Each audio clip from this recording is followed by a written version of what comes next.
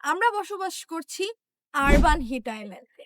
Yes, you heard it right. আমরা urban heat আইল্যান্ডে বসবাস করছি। আরবান হিট আইল্যান্ড কেন এই টার্মটা ইউজ করা হচ্ছে বলেন তো?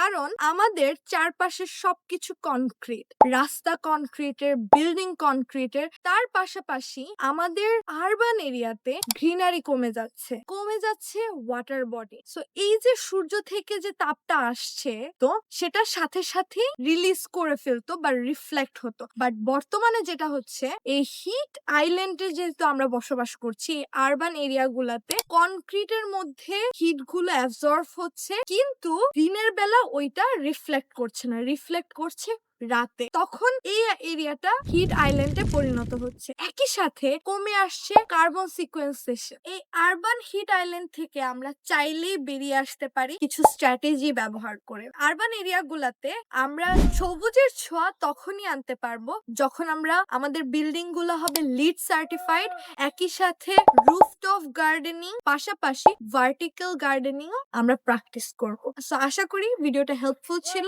সো আপনারা জানাবেন আপনারা এই জিনিসগুলো আপনাদের প্র্যাকটিক্যাল লাইফে আপনারা প্র্যাকটিস করতে চান কি চান।